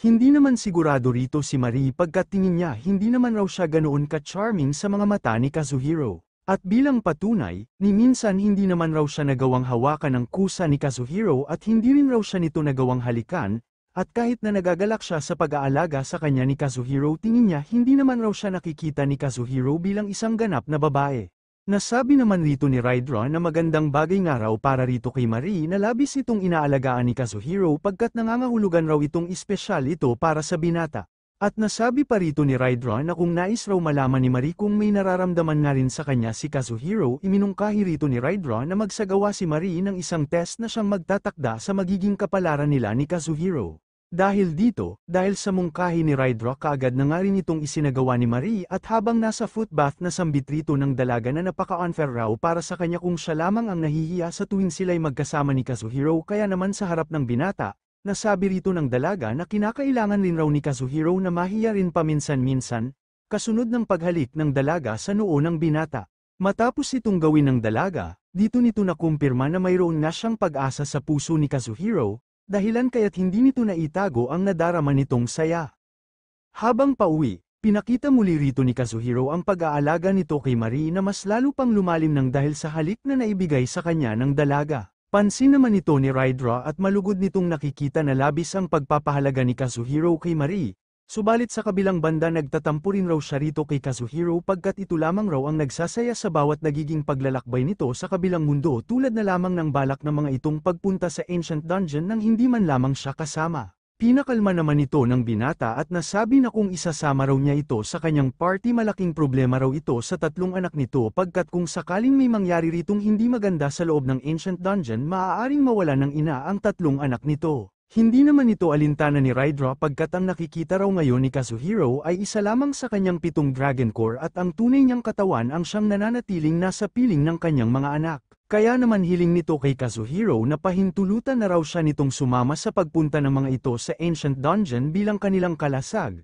Dahilan kaya't wala nang nagawa pa rito ang binata kundi ang pumayag. Pagbalik ng tatlo sa kabilang mundo, upang manatili rin ritong lihim ang tunay na pagkakakilanlan ni Rydra itinago rin rito ng dalaga ang kanyang sungay at buntot. Ngunit habang patungo na sa Sorcerer's Guild ang tatlo, hinarang naman sila rito ni CV upang kumprontahin si Kazuhiro, pagkat habang minamanmanan raw niya ito bigla na lamang itong nawala at halos hindi na niya ito maramdaman, isa pa paano rin raw ito naging konektado sa Arcane Dragon na may lakas na kayang sumira ng isang buong kontinente. Dahil dito, ipinagtaka naman ito ni Kazuhiro pagkat kung gumagamit raw si CV ng clairvoyant skill sa mga oras na yun bakit hindi raw ito naramdaman ni Rydra. Magkaganon pa man ang tanungin ni Kazuhiro si CV kung ano na raw ang balak nitong gawin. Nasabi rito ni CV na balak raw niyang unahing patayin si Kazuhiro at kasunod nun pupunta naman raw siya sa Ancient Dungeon at uubusin lahat ng halimaw kabilang na ang bawat isa sa mga search parties, at kukunin rin raw niya ang lahat ng mga kayamanang makikita doon at ilalaan lamang raw niya ang lahat ng iyon para sa kanyang sarili. Nang handa na sila ritong tapusin ni CV, hiniling rito ni Kazuhiro kay Raidra na bigyan siya ng kahit anumang sandata na maaari niyang magamit,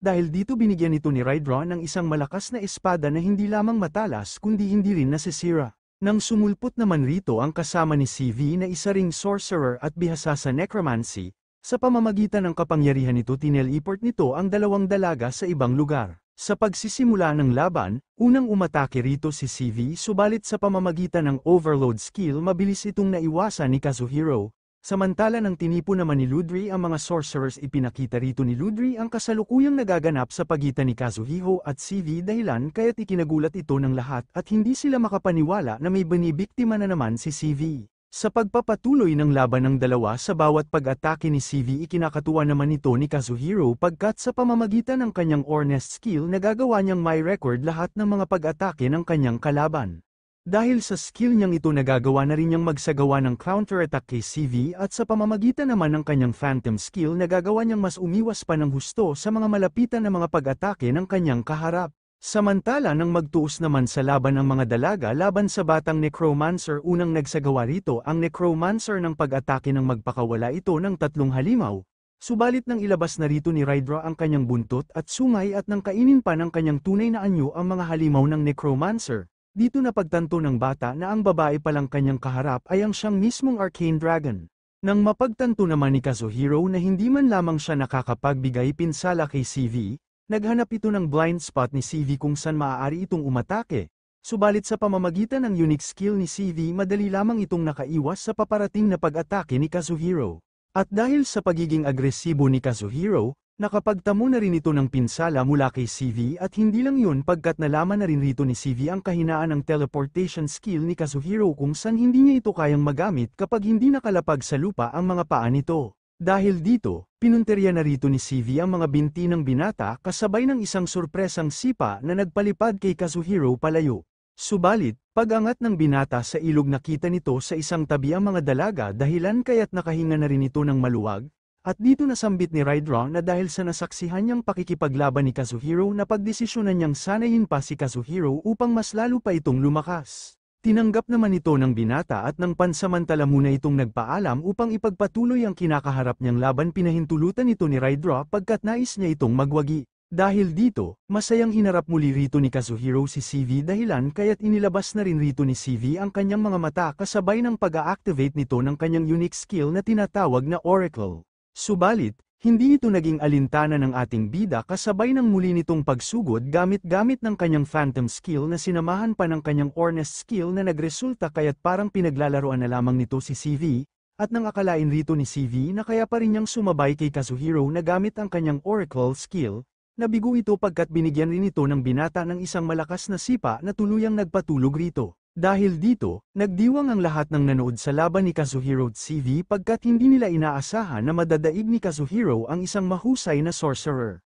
Matapos iyon, nang makaharap nila rito ang Guildmaster ng Sorcerers Guild opisyal nang binigyan rito si Marie ng permit upang pasukin ang Ancient Dungeon kasama ng nabuo nitong party na kinabibilangan ni Kazuhiro at Raidra, at pagdaan ng 3 sa kinaroroonan ni Miwa, ibinigay rito ni Raidra ang isang Dragon's Blood at sa tulong niya ginawa nila itong isang magic wand at ibinigay ito ni Raidra kay Marie bilang panibago nitong sandata, na labis muling ipinagpasalamat ng dalaga. Sa sumunod na araw, nagtungo na nga ang 3 sa kinaroroonan ng Ancient Dungeon ngunit bago nila pasukin ang lugar nagdesisyon muna sila ritong maghintay sa pahintulot ng nakakataas dahilan kaya't pansamantala muna ritong umalis sina Kazuhiro at Marie upang mamili ng mga kakailanganin nila sa pananatili nila rito. Subalit, hindi naging maganda ang pakikitungo sa kanila ng mga nagtitinda sa lugar at kahit nagpakita na sila sa mga ito ng patunay na kabilang rin sila sa mga search parties, hindi pa rin sila rito binigyang pansin ng mga tindero, imbes siningil pa sila ng mga ito ng mahal para sa tent na nais bilhin ng ating mga bida.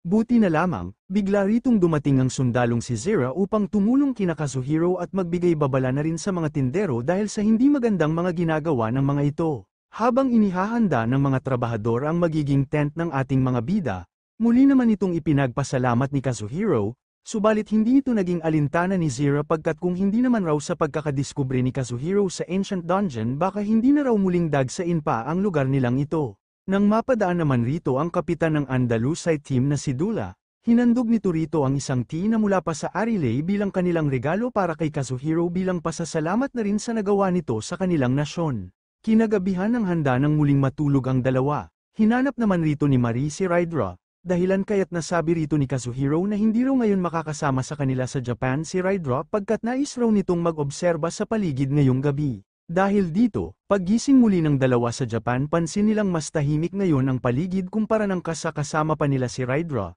Dahilan kaya't hindi rito maiwasan ng dalawa na bahagyang maging malungkot. Magkaganon pa man, napalitan naman bigla ng saya ang mood ng dalaga nang ibahagi rito ni Kazuhiro na day off niya raw ngayong araw kaya't maaari raw sila ngayong magbanding at magluto ng magkasama. Dahil dito, sinimulan na nga ng dalawa ang pamimili nila ng mga sangkap sa ihahanda nilang pagkain, at matapos yun habang namamasyal hinandugan naman rito ni Kazuhiro ang dalaga ng isang masarap na ice cream, na labis muling ikinatuwa at ikinagagalak ni Marie. Pag-uwi ng dalawa sinimulan na rin ng mga itong magluto ng putahe na tinatawag na Japanese curry na orihinal na likha ng Japan at iba kumpara sa curry na mula sa abroad. Matapos iyon, muling bumalik sa kabilang mundo si Kazuhiro upang personal na alukin si Rydra ng pagkaing personal nilang niluto ni Marie. Dahilan kaya't pumayag na rin rito si Rydra na sumama, lalo pat hindi niya raw kayang tumanggi sa isang malamaharlikang pag-iimbita. Dahil dito, masayang pinagsalusaluhan ng tatlo ang naihanda ni Kazuhirong mga pagkain,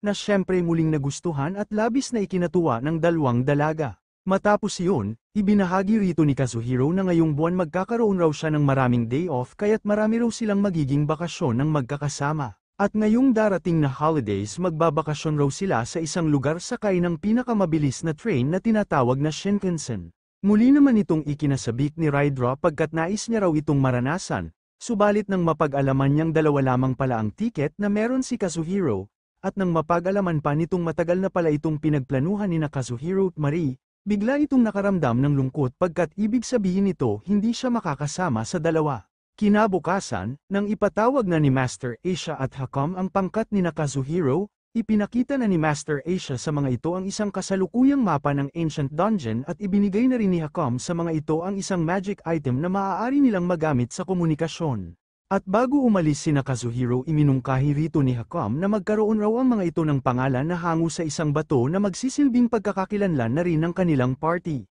Dahil dito, nang maalala rito ni Kazuhiro ang bato na tinatawag na amethyst na madalas niyang ihango sa kagandahan ni Marie, nirekomenda niya itong maging pangalan ng kanilang pangkat. Nang tuluyan na silang makapasok sa loob ng dungeon, sa pamamagitan ng bagong magic wand ni Marie naglabas ito ng isang high-level spirit na kanyang bagong skill na nagawa niyang makuha salamat sa naging tulong at kapangyarihan ni Rydra. Pagdating nila sa baba ng dungeon bumungad sa kanila rito ang mga sinaunang mga kasulatan na naglalaman ng mga kakaibang impormasyon patungkol sa existence ng mga demons na tinatawag rin bilang The Age of Night. Dahil dito nagbigay ito sa ating mga bida ng bahagyang pag-aalala subalit kasabay din noon naramdaman rito ni Kazuhiro ang kakaibang saya dahil sa misteryo na nais niyang mabigyan ng kasagutan. Pagbalik ng dalawa sa kabilang mundo, sa pamamagitan nga ng sasakyan ng lolo ni Kazuhiro sinagawa na nga rin nila ang pag-iikot sa lugar hanggang sa makapunta nga sila sa lugar kung saan makikita ang mga cherry blossom trees. At habang nasa lugar, kinuha na nga rin rito ni Kazuhiro sina Rydra at Marie ng litrato bilang tanda na rin ang pagpunta nila sa lugar na ito. Dahil dito, labis itong ikinatuwa ng dalaga dahilan kaya't nagdesisyon itong kunan ng litrato ang bawat mga masasayang alaala na kanila pang mararanasan. Kasunod nun, habang nagpapahinga masaya namang in-enjoy rito ng dalaga ang isang uri ng pagkain na tinatawag na takoyaki. Matapos iyon, masaya namang inalala ng dalawa ang unang pagdating ni Marie sa Japan at ang mga masasayang araw na kanilang in-enjoy ng magkasama. Kasabay nun isang malakas na hangin ang bigla na lamang dumaan sa harap ng dalawa dahilan kaya't sa hindi sinasadya saktong nakita't napansin na rito ni Kazuhiro ang tunay na ganda ni Marie na para bagang nakakita siya ng isang cherry blossom spirit. At dahil sa napakaromantik na eksena na ito hindi na nagsayang pa rito si Kazuhiro ng pagkakataon gayon na din si Marie dahilan kaya't nagresulta ito sa unang halik ng dalawa. Matapos iyon, sa muling pagbabalik ng dalawa sa Japan dito naman sila nakaramdam ng tuwa pagkat ngayon uuwi sila sa kanilang tahanan ng may malalim ng relasyon at koneksyon sa isa't isa. So yun tapos na naman natin ang Season 1 ng isang magandang anime romance series at kung nais nyo ng Season 2 nito comment down below lamang upang sa gayon prioritize natin ito kapag na-release.